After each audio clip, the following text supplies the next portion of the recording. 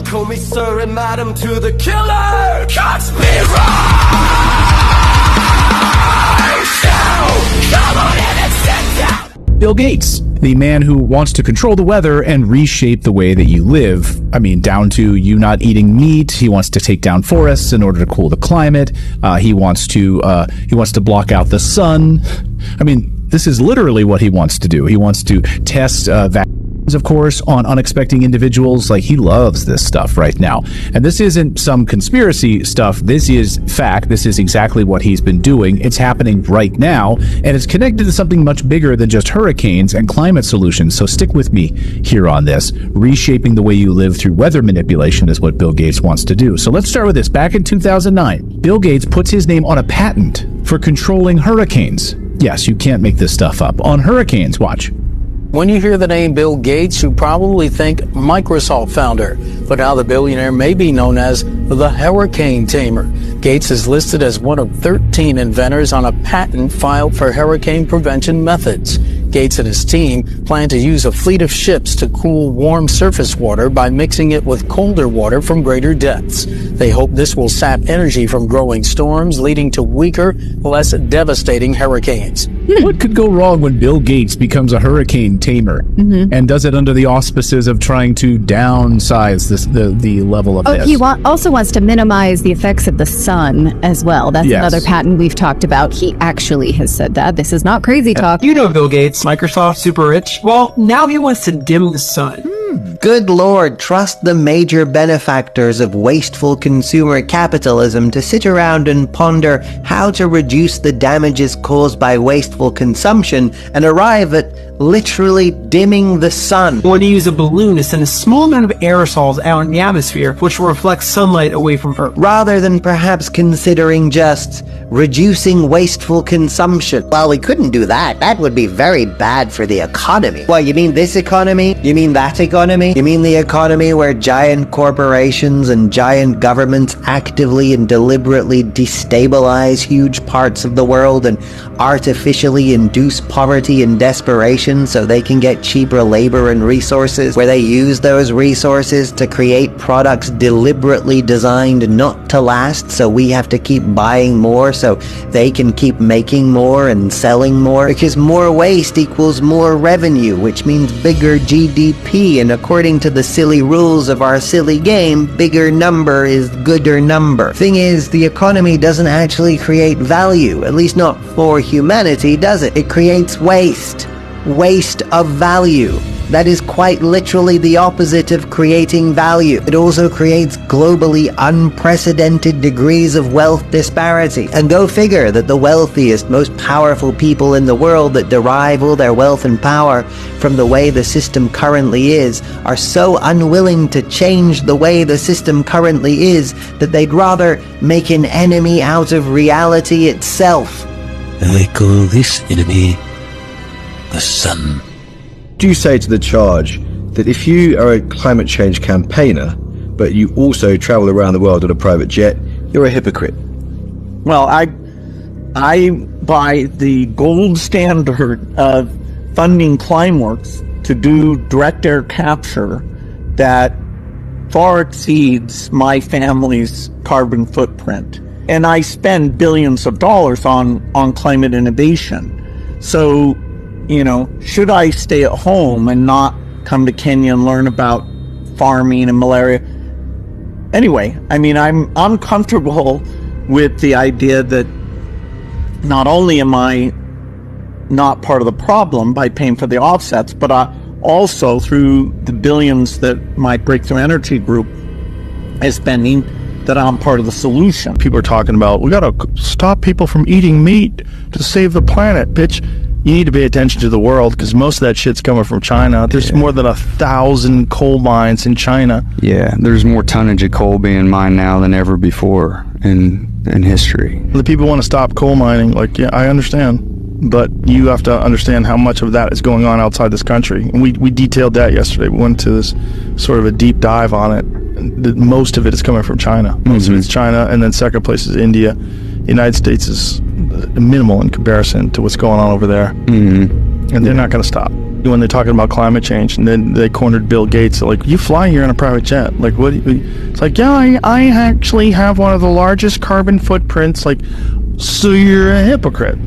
Like, what's your real angle here, buddy? Like, you probably have a business that profits from people deciding to take a green angle, and that's really what's going on. He's trying to push plant-based meat and a bunch of other bullshit, and that's why it's important for him to get that narrative out there about climate change. Why is anybody listening to that guy either, by the way, when it comes to public health? Well, bugs that are ground into a food slurry for humans sounds like the plot of a dystopian sci-fi novel? Well, it's because it does. But Bill Gates' bug philanthropy does not stop there. In 2021, the Gates Foundation donated more than $2 million to an insect farm in Kenya called InsectiPro. They mostly use organic waste to raise fly larvae, flies, which they're using to create animal feed. Yeah, exactly that. Because they try to look down, they don't like light. They're going to go through the holes in your hand. Oh!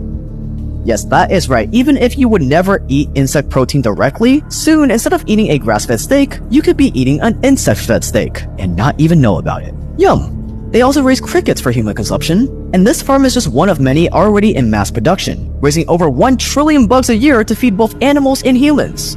But bug food biolabs and insect farms aren't the only things Bill is doing to eradicate meat.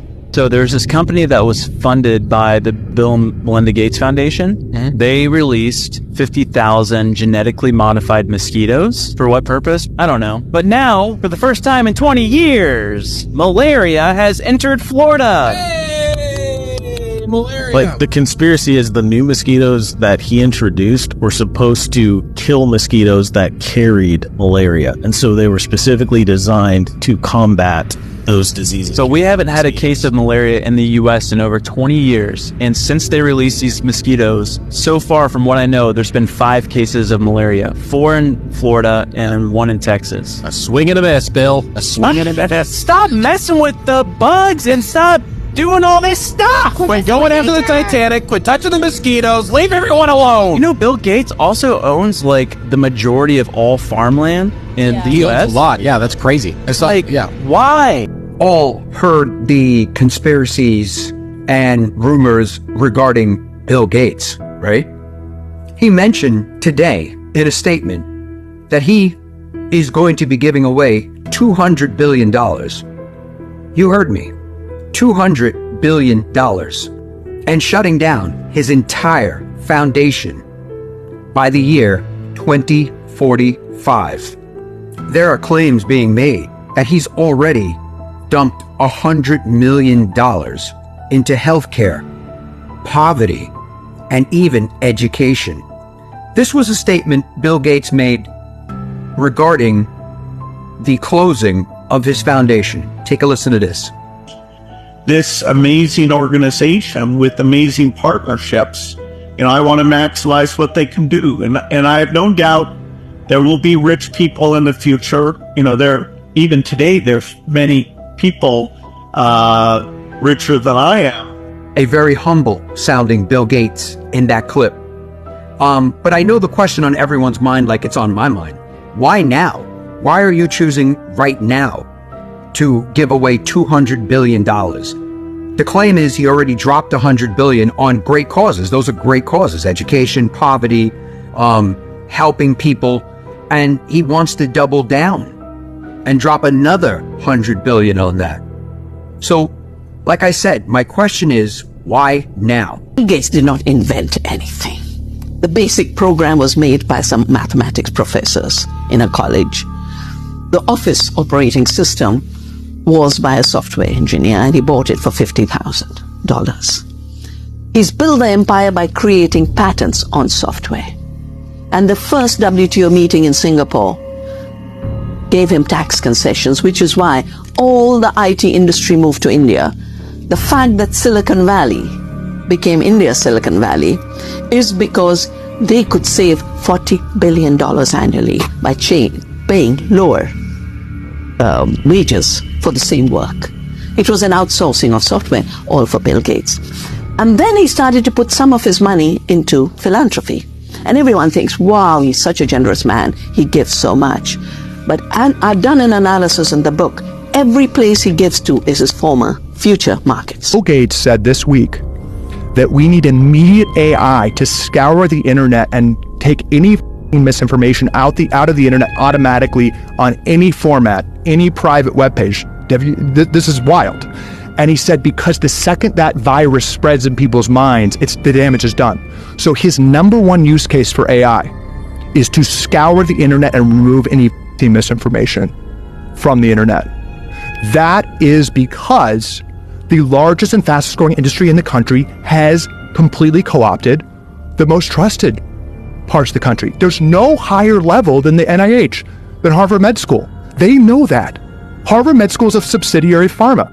Just demonstrably. The FDA is 75% funded by pharma. Like, this isn't a conspiracy. Just recently, Bill Gates announced that he will be spending $200 billion over the next 20 years on Gates Foundation grants. So $200 billion. So the Gates Foundation is basically stepping up to become the new big daddy USAID for all these issues. And the Gates Foundation funds a huge amount of this censorship work.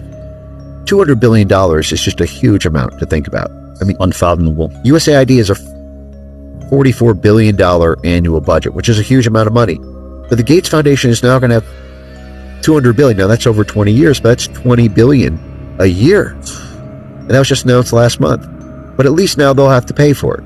Wow. Yeah, him and Elon were going at it because Elon cut a bunch of his funding with Doge, right? And in fact, one of the first things that my organization did was an analysis of the 26 NGO threat letter that was sent to Elon Musk right after he announced the acquisition of X, in between acquisition and closing. You may remember he got this mysterious threat letter that if you go through with your stated intended threats to cut the trust and safety team and to roll back content moderation, say goodbye to your advertising. We're going to work with the global advertisers, the GARM and the World Economic Forum and the National Advertisers Associations and all the big major brands to bankrupt Twitter, as it still was at the time. 12 of those 26 NGOs were funded by Bill Gates. Whoa. Yeah.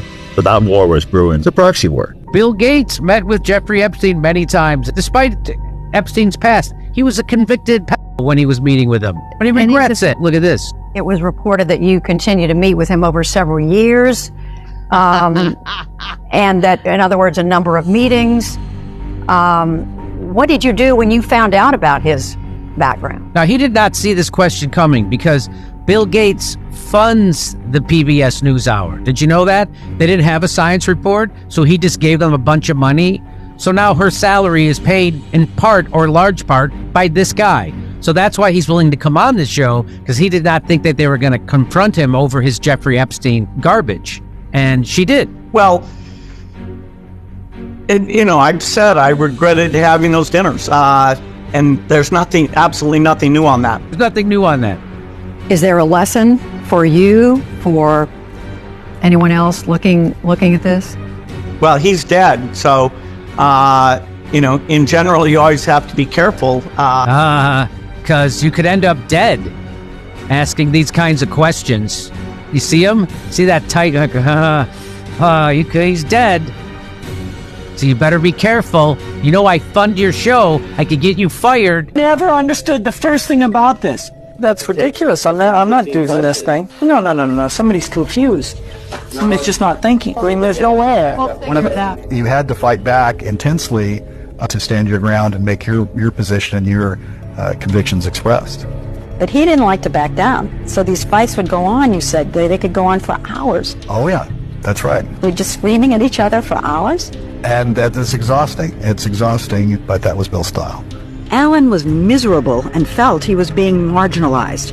And then things got a lot worse. He got cancer. One night he passed by Gates's office and overheard him talking with Steve Ballmer. What were they saying? They were basically talking about how they were planning to dilute my share down to almost nothing. And it was really a shocking and disheartening moment for me. You were sick? Well, I think I was still probably in the middle of radiation therapy. The first time in 4 decades, an American company broke ground on a next-generation nuclear power plant in the U.S.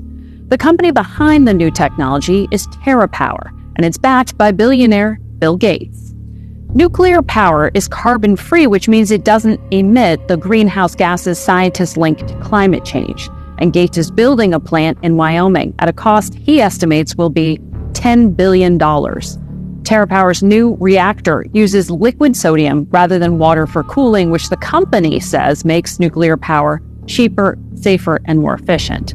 We spoke with Gates just after he'd broken ground. How many more of these do you have planned?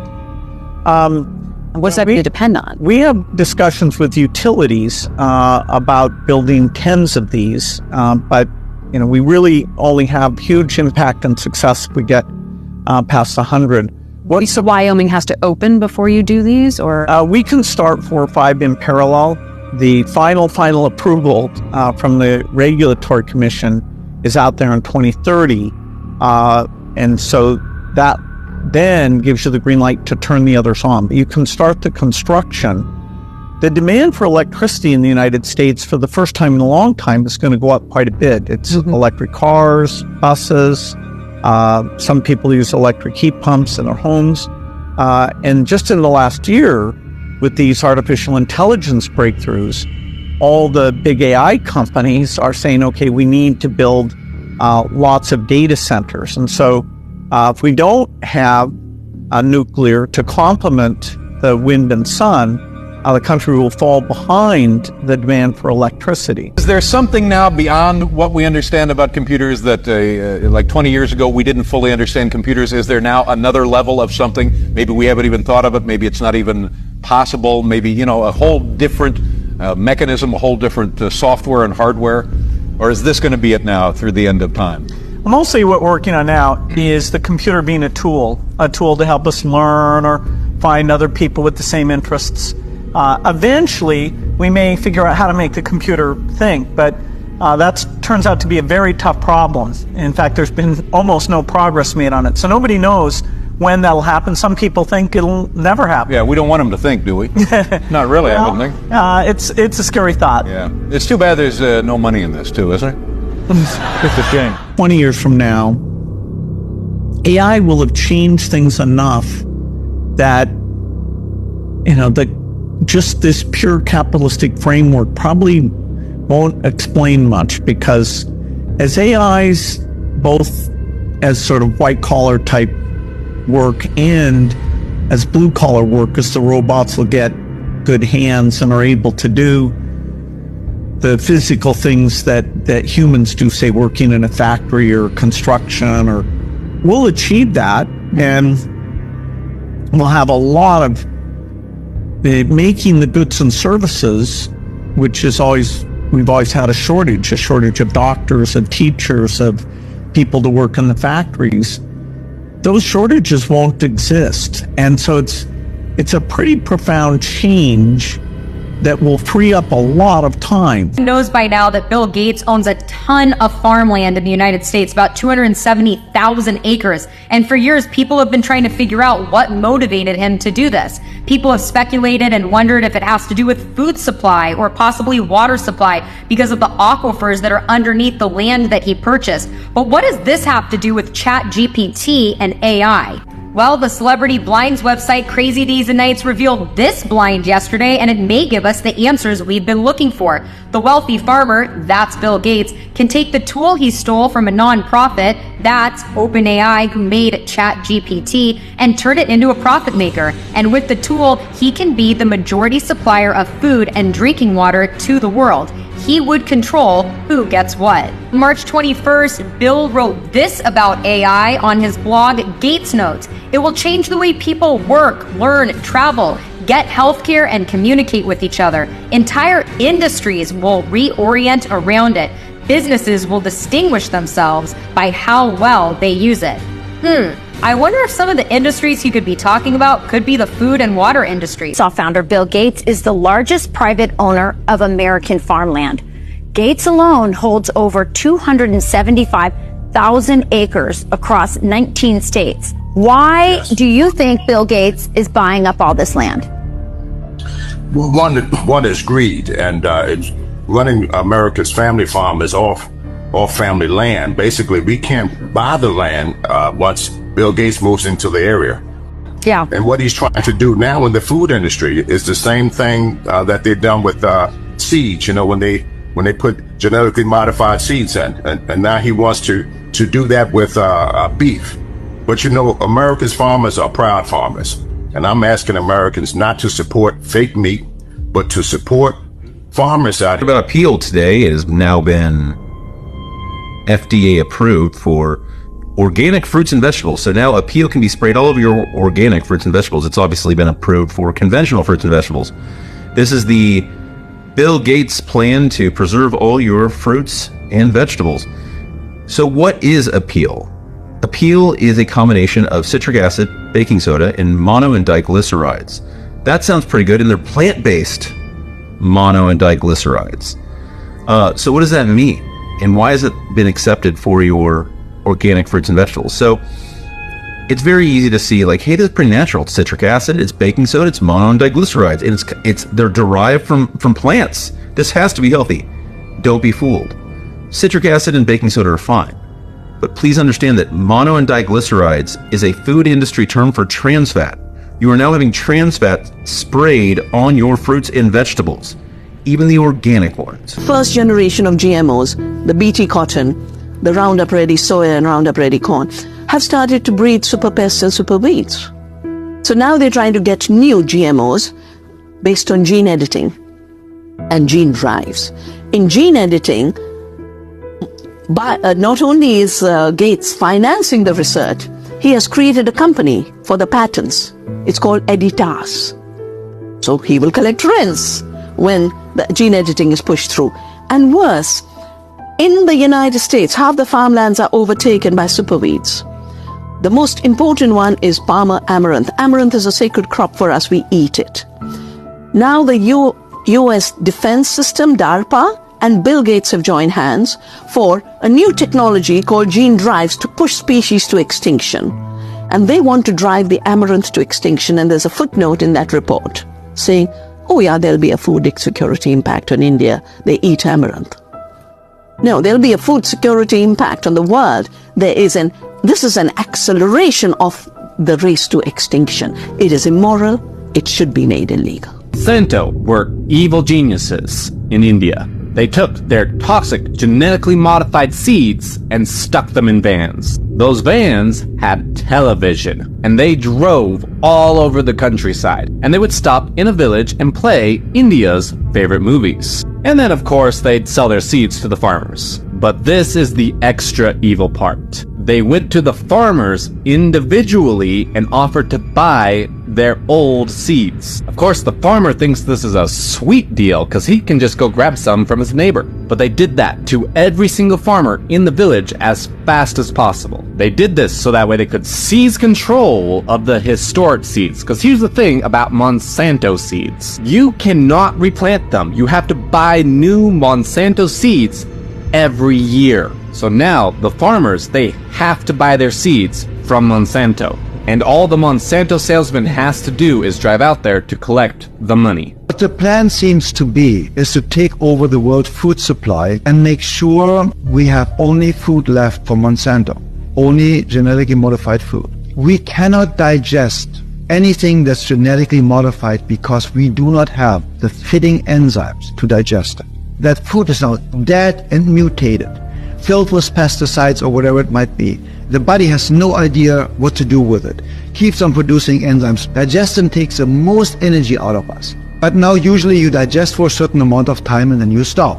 But with genetically modified food, it's in your body for hours or days or weeks. And the body keeps on trying to get rid of it. The food is not being digested. It's rotting away and constantly producing toxins and toxic gases.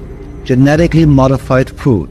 It's a foreign object. We cannot digest it. Monsanto are the same company. And if you go back to the history of Bayer was testing its medications on Jewish concentration camp occupants. And there's literally letters back and forth between Bayer and the Third Reich. We received 180 women in great health and working order. Unfortunately, none of them survived phase 1 of the trial. Now you jump to the 80s. They had a hemophilia drug. It got inadvertently contaminated, and they knew it. And they knew that there was a chance a percentage of patients would develop and die. They had the choice to destroy the lot and lose millions of dollars or ship to a third world country. They shipped it all to third world countries where they thought they'd fly under the radar. This is the history of this organization that is now Bayer Monsanto. The merger ever done in Germany was Bayer Monsanto, where Bayer, which is a pharmaceutical company, merged with Monsanto, which is an agrochemical company in the United States. If you look at what Bayer makes, they to drugs for things like non-Hodgkin's lymphoma.